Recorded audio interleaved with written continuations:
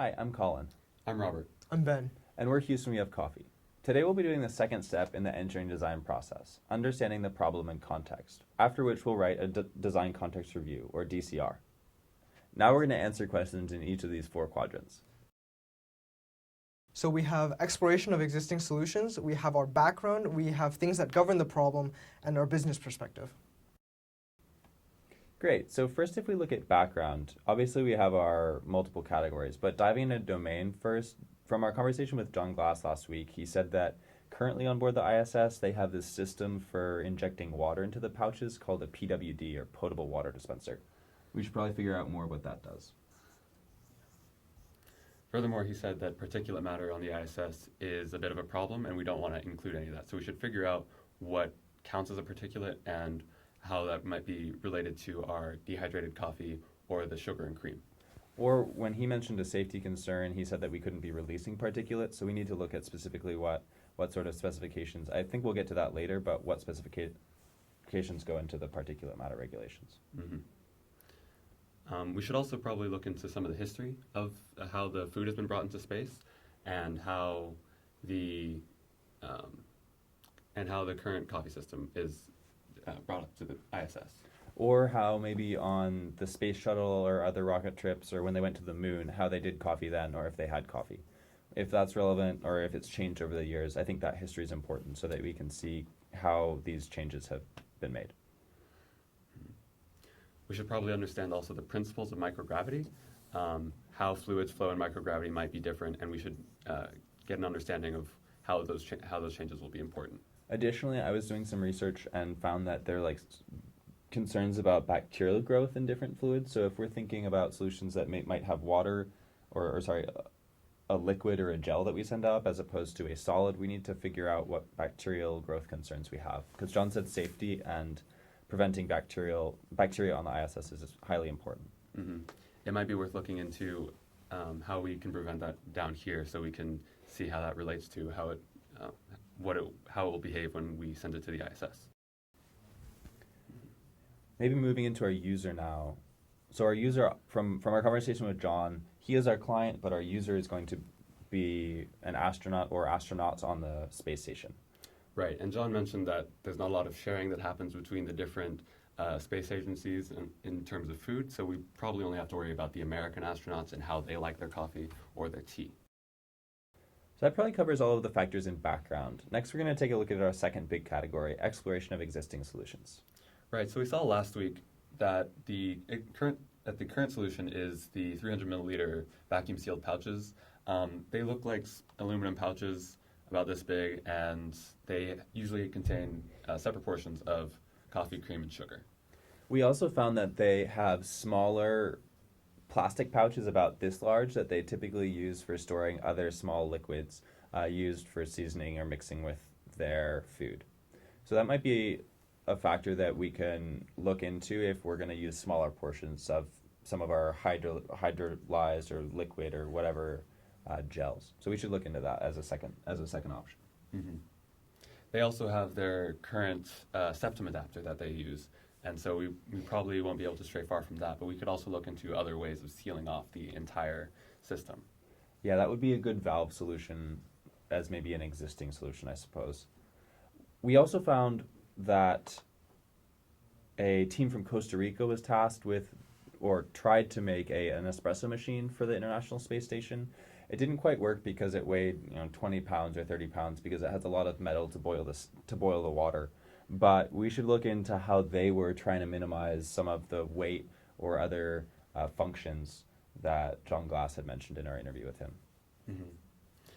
And we could probably also look at some similar problems, such as how chemical systems will try to regulate their flow. So by looking at that, we might be able to figure out ways to get liquid from one place to another in microgravity. So maybe if they're, for instance, pulling a vacuum, we could use that to suck liquid from one bag to another without actually having to touch any of the liquid ourselves. Right. And that would reduce some of the health constraints. Yeah, that's true. Additionally, maybe we could look at how toothpaste is squeezed or how grease is squeezed into bearings or something like that, like a tube of grease. I imagine some machinist somewhere has a specialty device for getting all of the grease out. Yeah. We might also want to look at some different food and packaging devices that will be able to dispense at set amounts. Like pastry bags, for instance, it's maybe Right. not a set amount, but a similar idea in that you're applying pressure to move some liquid. So we should look into that as well and whether there's a way to regulate the flow.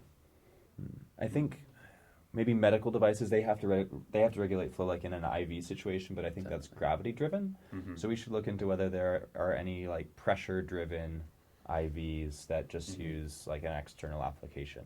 They also have to prevent leakage, so that might be a good place to look into for things to prevent spilling of our system. Right. So now that we've covered existing solutions, we'll talk through various aspects that govern the problem. So in terms of limitations, we know it has to work in microgravity. So we should probably look up how different materials flow in microgravity.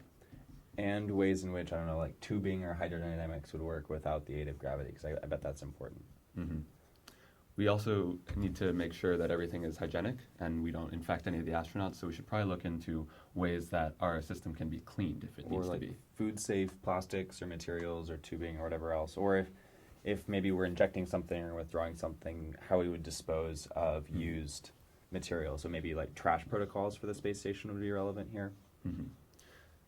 We also need to be working within the constraint or within the limitations of how everything already works on the ISS. So we should look up the spec sheets for the potable water dispenser, their adapters, and how those things will work.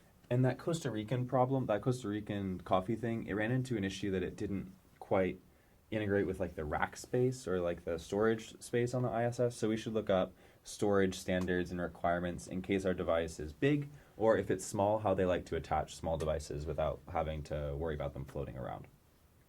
We should also probably look up things or requirements, regulations for anything that goes into space.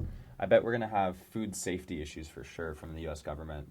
Definitely. They might also have some regulations on the types of materials and other things that might not be able to be sent into space. So we should definitely look those up. Yeah, from a quick Google search, I saw some stuff about like degassing of plastics or something like Mhm. that. So we should look up about whether there are regulations or plastics that we definitely shouldn't be using, because that could be dangerous for astronauts. Right. Or materials like wood that John Glass mentioned, where it might splinter and create particulates just from being Right. being up there. That'd be a problem as well. So now we're going to move into the final of our 4 large blocks, business perspectives.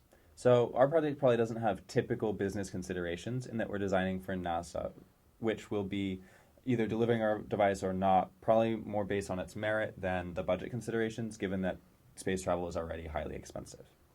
So in terms of the business model, we're not actually going to be selling this. We're most likely just going to be producing a few devices for NASA.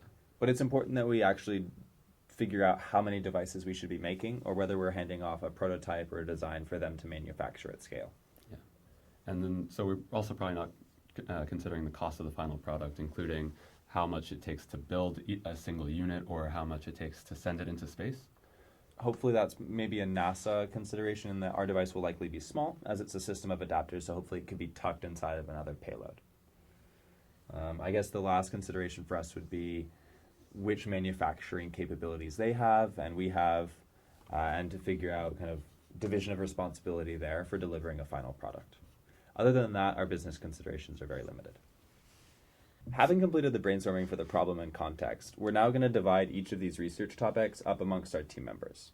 We'll compile them all into our design context review and make sure to save our sources for use in future design and research work.